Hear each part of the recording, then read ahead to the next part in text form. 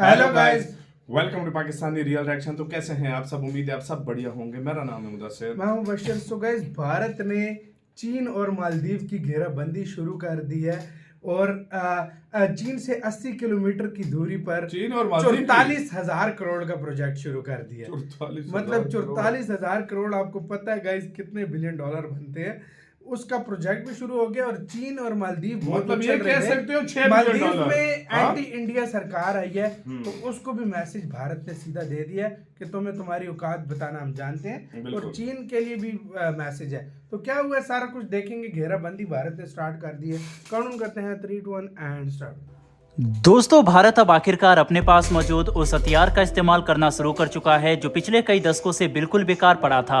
भारत के पास इतना बड़ा एडवांटेज होने के बावजूद न जाने क्यों पिछली सरकारों ने इस द्वीप समूह को विकसित करने पर ज्यादा ध्यान नहीं दिया, लेकिन अब हम इसके आर्थिक और रणनीतिक पोटेंशियल का पूरा इस्तेमाल करते नजर आ रहे हैं। दरअसल हम बात कर रहे हैं अंडमान और निकोबार द्वीप समूह के बारे में, जिस पर अब 44,000 करोड़ रुपए की लागत का एक और बड़ा प्रोजेक्ट विकसित होने वाला है। दरअसल दोस्तों, सामने निकल कर आ रही लेटेस्ट अपडेट के मुताबिक भारत के केंद्रीय मंत्री श्री सर्बानंद सोनोवाल ने निकोबार द्वीप समूह का दौरा करते हुए कहा है कि भारत निकोबार द्वीप समूह में मौजूद अटलांटा बे में एक काफी नया और शक्तिशाली बल्क ट्रांसशिपमेंट हब विकसित करने के बारे में सोच रहा है। यह एक काफी बड़ा और विशालकाय ट्रांसशिपमेंट हब होगा जिसका इस्तेमाल करते हुए हर तरह के कंटेनर और जहाज को ट्रांसपोर्ट किया जा सकेगा, जो इंटरनेशनल ट्रेड रूट में काफी महत्वपूर्ण बनकर सामने आ सकता है। इस परियोजना के मुताबिक भारत निकोबार द्वीप समूह पर न सिर्फ इस नए हार्बर को विकसित करेगा, बल्कि हम यहाँ पर एक नया टाउनशिप सोलर और गैस एनर्जी प्रोडक्ट के साथ साथ दोनों तरफ से 4,000 पैसेंजर हर साल संभालने में सक्षम ग्रीनफील्ड एयरपोर्ट का भी निर्माण करेंगे। जो सोलर और गैस प्रोजेक्ट विकसित किया जाएगा वह निकोबार द्वीप समूह पर 16,500 हेक्टेयर की जमीन पर फैला होगा। साथ ही टर्मिनल इतना सक्षम होगा कि हम हर साल 14 मिलियन टन कार्गो आराम से हैंडल कर सकेंगे। बता दें कि इस प्रोजेक्ट के साथ ही भारत अपने सबसे दक्षिण में मौजूद पॉइंट इंदिरा पॉइंट को एक काफी महत्वपूर्ण और बड़े टूरिज्म हब के तौर पर विकसित करने की योजना बना रहा है, जिससे हमें काफी आर्थिक लाभ होगा। वहीं पर अगर इस नए ट्रांसशिपमेंट हब के बारे में बात करें तो इसका रणनीतिक इंटरेस्ट आपको हैरान कर देगा। ये नया ट्रांसशिपमेंट फैसिलिटी भारत के पूर्वी राज्यों के काफी नजदीक होने वाला है। कोलकाता का बंदरगाह इससे सिर्फ 1100 किलोमीटर की दूरी पर होगा। वहीं पर इस नए ट्रांसशिपमेंट फैसिलिटी का इस्तेमाल बांग्लादेश, म्यांमार और वियतनाम जैसे देश आराम से कर सकते हैं, जो इसे इंटरनेशनल लेवल पर ट्रेड के लिए काफी महत्वपूर्ण लोकेशन बनाएगा।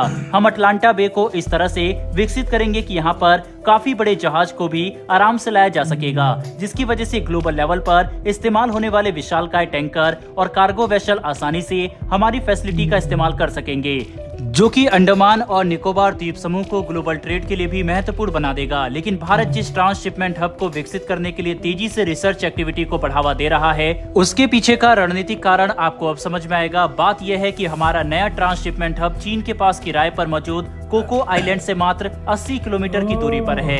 ये वही द्वीप समूह है जिसे भारत ने म्यांमार की नौसेना को कई दशकों पहले दे दिया था। बाद में म्यांमार ने इस द्वीप को किराए पर चीन को दे दिया, जिसके बाद चीन ने यहाँ पर काफी सारे एडवांस सर्विलेंस फैसिलिटी का विकास किया और नए एयर स्ट्रिप भी बनाए हैं। चीन को इस वक्त कोको आइलैंड का इस्तेमाल करके भारतीय नौसेना की एक्टिविटी पर तो कड़ी नजर रखता ही है, साथ ही वह भारत द्वारा परीक्षण किए जाने वाले मिसाइल का डाटा भी यहां से हासिल कर सकता है। कोको आइलैंड भारत के लिए काफी बड़ी रणनीतिक चुनौती बन चुका है और इतने सालों पहले म्यांमार को कोको आइलैंड जैसी रणनीतिक महत्व रखने वाला द्वीप समूह देने का फैसला कितना गलत साबित हुआ, ये आज हर कोई जानता है। भारतीय नौसेना में मौजूद मिलिट्री एक्सपर्ट इस बात को स्वीकार करते हैं कि हमें कोको आइलैंड को कभी भी म्यांमार को सौंपना ही नहीं चाहिए था, लेकिन अब हालात बदल चुके हैं और हम इस द्वीप समूह को वापस भी नहीं ले सकते। ऐसे में अगर भारत कोको आइलैंड से मात्र 80 किलोमीटर की दूरी पर एक विशालकाय ट्रांसशिपमेंट फैसिलिटी का निर्माण करता है, तो इससे शिप ट्रैफिक काफी ज्यादा बढ़ेगा और भविष्य में अमेरिका से लेकर ब्रिटेन और ऑस्ट्रेलिया जैसे देशों की नौसेना के युद्धपोत भी फ्रेंडली विजिट के लिए इस ट्रांसशिपमेंट फैसिलिटी के आसपास आ सकते हैं, जो कोको आइलैंड के काफी नजदीक होगा। ऐसा करके भारत चीन को दिखा सकेगा कि उनकी हर एक्टिविटी का भारत मुंहतोड़ जवाब दे सकता है, जो कि इस नए ट्रांसशिपमेंट हब का डेवलपमेंट भारत के लिए और महत्वपूर्ण बना देता देता है। इसके अलावा भारत जहां एक तरफ अंडमान और निकोबार द्वीप समूह पर रणनीतिक प्रोजेक्ट का विकास तेजी से कर रहा है, हम इस इलाके में लगातार इन्वेस्टमेंट को भी बढ़ावा दे रहे हैं। भारत की तरफ से सागरमाला परियोजना का इस्तेमाल करते हुए अंडमान और निकोबार द्वीप समूह में 7600 करोड़ रुपए से ज्यादा की कीमत पर 58 बड़े प्रोजेक्ट चलाए जा रहे हैं। वहीं इसके इस्तेमाल से अंडमान और निकोबार द्वीप समूह पर तेजी से विकास होगा और यहाँ पर लोगों की लाइफ क्वालिटी बढ़ाने के साथ साथ टूरिज्म को भी बढ़ावा मिलेगा। कुल मिलाकर समझने की कोशिश करें तो हमारे केंद्रीय मंत्री सर्बानंद सोनोवाल द्वारा अनाउंस किया गया यह नया ट्रांसशिपमेंट हब भारत के लिए काफी महत्वपूर्ण है और इसके डेवलपमेंट पर चीन की काफी कड़ी नजर होगी। लेकिन दोस्तों, आपको क्या लगता है कि क्या भारत को हिंद महासागर में चीन द्वारा किए जा रहे इंफ्रास्ट्रक्चर डेवलपमेंट को लेकर कड़ा विरोध करना चाहिए और इसे हटाने की कोशिश करनी चाहिए या फिर नहीं? अपनी राय कमेंट बॉक्स में लिखकर जरूर बताइएगा। साथ ही अगर आपको ये इन्फॉर्मेशन और वीडियो पसंद आई हो इसी के साथ यार वीडियो खत्म। मतलब भारत एक तीर से 5 निशाने मार रहा है भाई। बिल्कुल। हाँ भाई, यार म्यांमार ने को क्यों भी, दे दिया था यार म्यांमार को? यार मुझे ये बड़ी समझ नहीं अजीब आई मुझे यार। लगा है। मतलब यार भारत ने आज से कुछ टाइम पहले ना हिंदी मतलब चीनी कुछ भाई साल भाई पहले- के चक्रों में हाँ, उसको वीटो पावर बनवा दिया। वीटो पावर बनवा हाँ। दिया। म्यांमार को ये आइलैंड दे दिया। हाँ, आइलैंड बांग्लादेश दे के दिया। साथ कितने एहसान किए। मतलब नेपाल इंडिया ने के तो साथ अपने कितने दोस्ती एहसान के किए। चक्कर में किए, अच्छे हाँ, रिलेशन के चक्कर में मालदीव्स के किए। साथ कितने एहसान हाँ, किए। और वही अब जो है ना आज भारत को वही आंखें दिखाने की दिखा रहे कोशिश हैं। कर रहे वाकई हैं। में अगर देखा तो जाए मतलब यार। भारत पहले क्या था, दोस्ती के चक्रों में देता था, अगलों पे ट्रस्ट कर जाता था। हाँ। आज का भारत अलग है। आज अभी का वो भारत जैसा नहीं रहा। करोगे हाँ। वैसा भरोगे। अभी इंडिया भारत से अगलों डबल की- देता है मैं जवाब। कहता हूँ भारत अभी अगलों से ले ले, देना तो दूर की बात है। सही हाँ बात भाई, है, ये बात सच है अब यार। ये चीज ये नहीं बात रही। सच है, ये बात सच है।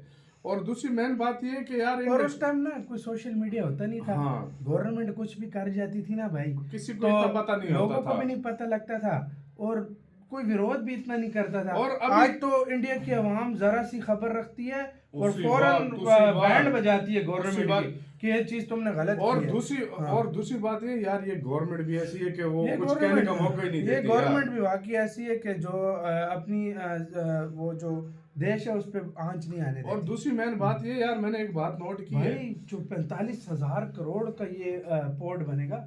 हम रहे ना रहे, मैं आपको एक बात बता रहा हूँ, हम्म। आइंदा आने वाले टाइम में आप लोग ये जरूर देखना कि ये अंडमान निकोबार ये आइलैंड ग्लोबल सिटी बनेगा। ये हांगकांग की तरह और ये ये सिंगापुर की दुबई, तरह शबाई, बनेगा। दुबई, ये शबाई। सिंगापुर की तरह ये बनेगा। मेरी इनकी बात तरह- याद रखना आप ये इनकी लोग। तरह भारत हाँ, इनको ग्लोबल ये सिटीज बन बनाएगा। कर रहेगा मुझे जिस तरीके से, क्योंकि इसका प्रोजेक्ट इसमें कह रहे हैं ना कि ये हांगकांग जैसा इसको बनाएंगे। हाँ, इसको क्योंकि बोला इसमें जा रहा है। पोर्ट, एयरपोर्ट, हर हाँ, तरह हाँ, का हाँ। टूरिज्म सेक्टर, हर तरह की चीजें इसमें होंगी। फुल आप अय्याशी हाँ। के लिए यहाँ पर जाया करोगे अपने, मतलब अपने अय्याशी के लिए? जो सीधी सी मतलब बात है, बिल्कुल। अय्याशी वगैरह के घूमने लिए फिरने अभी के जो लिए लोग सब कुछ, थाईलैंड, हाँ। बैंकॉक, इन और इससे जगहों इंडिया को हांगकांग कितना जाते हैं। फायदा होगा खुद हाँ, सोचो। उधर फिर आप अपने अंडमान निकोबार आइलैंड में जाया करोगे। बिल्कुल। तो ये चीज है और यार इसमें कोई शक नहीं, ये होगा भाई फ्यूचर में। बिल्कुल। तो गाइस आपका क्या कहना है इसके ऊपर? अपनी राय कमेंट सेक्शन में दें। आप क्या सोचते हैं? कैसा है मतलब ये प्रोजेक्ट इंडिया का कैसा है, ठीक है या क्या है? मेरी नजर में अपना बहुत अच्छा ज्यादा step है। ख्याल रखिएगा तो यार।